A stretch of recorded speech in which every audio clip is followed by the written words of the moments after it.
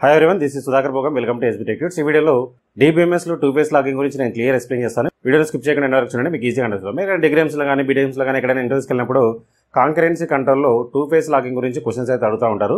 ఇక వీడియోని స్టార్ట్ చేసే ముందు మన ఛానల్ ఎవరైతే కొత్తగా చూస్తున్నట్లయితే మరి సబ్స్క్రైబ్ చేసుకొని పక్కన బెల్ ఐకాన్ ఉంటుంది, అందులో ఆల్ సెలెక్ట్ చేసినట్లయితే మనం అప్లోడ్ చేసే వీడియోస్ ముందుగా నోటిఫికేషన్ వస్తూ ఉంటుంది. అలాగే వీడియో చూసిన తర్వాత ఒక లైక్ కమెంట్ అయితే కంప్లీట్ చేయండి, వీడియోని మీ ఫ్రెండ్స్గా షేర్ చేయండి.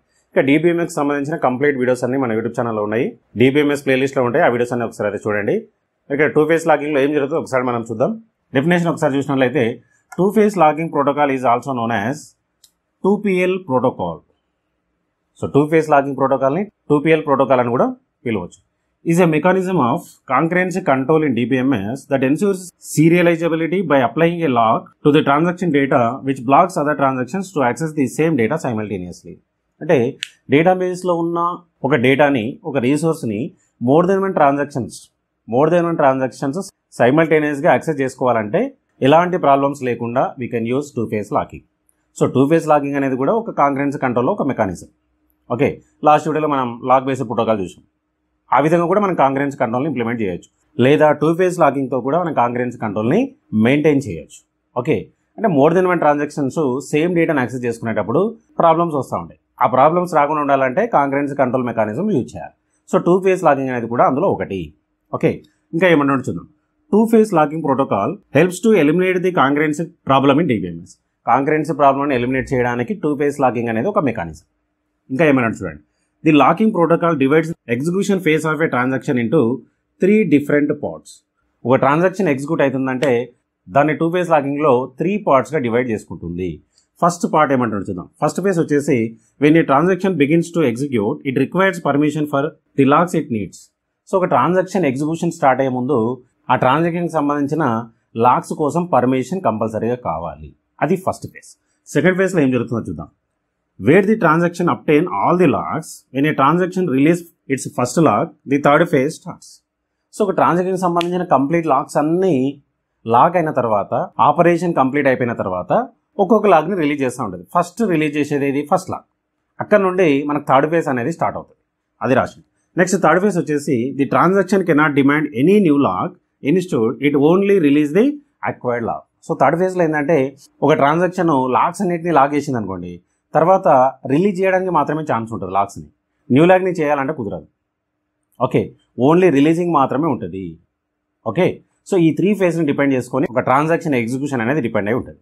ఇంకా ఏమంటుందో చూద్దాం. The 2-phase locking protocol allows each transaction to make a lock or unlock request in 2-phase. ఇక్కడ వెరీ వెరీ ఇంపార్టెంట్. అంటే ఒక ట్రాన్సాక్షన్ జరగాలంటే ఫస్ట్ ట్రాన్సాక్షన్ డేటాని లాక్ అన్నా చేయాలి, లేదా అన్లాక్ అన్నా చేయాలి. ఫస్ట్ అది జరగాలి మనకి. ఓకే, సో మరి ఇక్కడ లాక్ చేయాలన్నా అన్లాక్ చేయాలన్నా 2 phases ఉన్నాయి. ఫస్ట్ ఫేజ్ వచ్చేసి గ్రోయింగ్ ఫేజ్. మరి గ్రోయింగ్ ఫేజ్లో ఏం జరుగుతుందో చూద్దాం. In this phase transaction may obtain locks but may not release any lock. So ఇక్కడ గ్రోయింగ్ ఫేజ్లో ఏంటంటే ఒక ట్రాన్సాక్షన్ ఏ డేటా అయితే కావాలో ఆ డేటాని లాక్స్ మాత్రమే వేసుకుంటూ పోతుంది. ఓకే, గ్రోయింగ్ ఫేజ్లో ఓన్లీ లాక్ మాత్రమే అవుతుంది, లాక్ రిలీజ్ అవ్వదు. ఓకే, ఇక్కడ చిన్న ఎగ్జాంపుల్స్ ఉన్నాయి, దాన్ని చూస్తే మీకు ఇంకా ఈజీగా అర్థమవుతుంది. ఫస్ట్ ఈ ఎగ్జాంపుల్ చూద్దాం. T1 అనే ట్రాన్సాక్షన్ లాక్ AC అను, ఎస్ అంటే షేర్డ్ మోడ్లో ఏ అనే డేటాని లాక్ చేసింది. నెక్స్ట్ లాక్ ఎక్స్క్లూజివ్ మోడ్లో Bని లాక్ చేసింది. లాక్ SC అంటే C డేటాని షేర్డ్ మోడ్లో ఓపెన్ చేసింది. అంటే ఇక్కడ నుండి ఇక్కడ వరకు జరిగే ప్రాసెస్ ఏదైతే ఉందో దీన్నే గ్రోయింగ్ ఫేజ్ అంటాం. అంటే గ్రోయింగ్ ఫేజ్లో ఓన్లీ డేటాని లాక్ మాత్రమే చేస్తుంది, అన్లాక్ చేయదు. అంటే ఒక ట్రాన్సాక్షన్ సంబంధించిన డేటా కంప్లీట్గా లాక్ అవ్వకుంటూ పోతుంది. ఇప్పుడు T1 అనే ట్రాన్సాక్షన్లో ఏ డేటా కావాలి, B డేటా కావాలి, C డేటా కావాలి. ఆ మూడింటిని లాక్ చేసుకుంటూ పోయింది. ఓకే, ఇక ట్రాన్సాక్షన్ సంబంధించిన లాక్స్ అన్నీ కంప్లీట్ అయిపోయినాయి.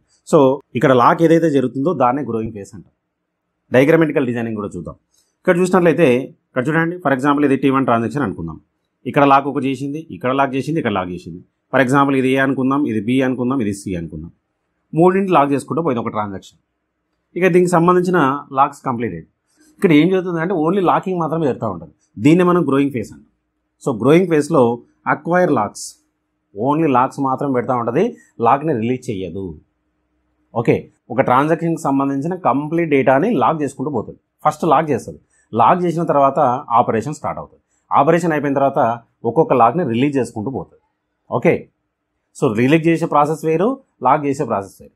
ఒకసారి లాగింగ్ అంతా కంప్లీట్ అయిందంటే గ్రోయింగ్ ఫేజ్ కంప్లీట్ అయినట్టే. ఇక గ్రోయింగ్ ఫేజ్ అయిన తర్వాత లాక్ పాయింట్ ఉంటుంది. ఆ లాక్ పాయింట్ దగ్గర ఎప్పుడైతే లాక్ పాయింట్ దగ్గరికి ఒక ట్రాన్సాక్షన్ రీచ్ అవుతుందో ఇంకా వేరే లాక్స్ ఏమైనా ఉంటే లాక్ చేయడానికి రాదు.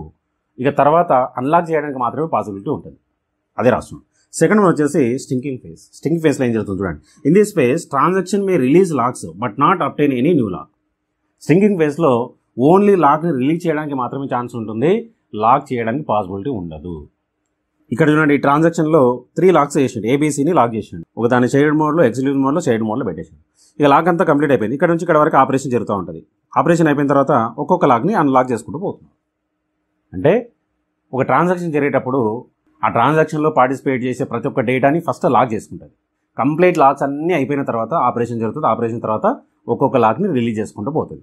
ఆ రిలీజ్ చేసే ఫేస్ని ఏమంటున్నాము? స్టింకింగ్ ఫేస్ అంటున్నాం. లాకింగ్ చేసే దాన్ని ఏమంటున్నాము? గ్రోయింగ్ ఫేస్ అంటున్నాం. అదే ఇక్కడ జరుగుతుంది. ఓకే, సో ఇక్కడ మధ్యలో జరిగేది ఏంది? Lock point. లాక్ పాయింట్ ఎప్పుడైతే రీచ్ అవుతుందో గ్రోయింగ్ ఫేజ్ కంప్లీట్ అయినట్టే. ఓకే, నెక్స్ట్ ఆపరేషన్ జరుగుతూ ఉంటుంది. ఇక్కడ ఆపరేషన్ అయిపోయిన తర్వాత ఇంకా లాక్స్ అన్నీ రిలీజ్ చేసుకుంటూ పోవాలి. ఆ రిలీజ్ చేసే ప్రాసెస్ని స్ట్రింకింగ్ ఫేజ్ అంటాం. ఓకే, ఈ విధంగా 2 ఫేజ్ లాకింగ్ యూజ్ చేసి కాంకరెన్సీ కంట్రోల్ని మేనేజ్ చేయొచ్చు. ఓకే, మీరు ఎక్కడైనా ఇంటర్వ్యూస్కి వెళ్ళినప్పుడు కానీ, డిగ్రీస్లో కానీ, బీటెక్స్లో కానీ కాంకరెన్సీ కంట్రోల్లో 2 ఫేజ్ లాకింగ్ గురించి క్వశ్చన్స్ అయితే కంపల్సరీ అడుగుతూ ఉంటారు. డిగ్రీలో అయితే బీఎస్సీలో కానీ, బీకామ్లో కానీ, డిబిఎంఎస్లో, ఆర్డిబిఎంఎస్లో 2 ఫేజ్ లాకింగ్ గురించి చాలా టైమ్స్ క్వశ్చన్స్ అయితే రిపీట్ అవుతూ ఉంటాయి. ఓకే, మీరు అయితే నోట్ తీసుకుని క్లియర్గా ఇది రాసేసుకోండి. ఈ వీడియోలో మీకు ఏమైనా డౌట్స్ ఉంటే కామెంట్ సెక్షన్లో కామెంట్ చేయండి, నేను నాకు రిప్లై ఇస్తాను. అట్లనే వీడియో మీ ఫ్రెండ్స్ కూడా షేర్ చేయడం, వాళ్ళు కూడా యూస్ అవుతుంది. నెక్స్ట్లో మళ్ళీ కలుద్దాం. So thanks for watching. Like చేసి subscribe my channel. Thank you.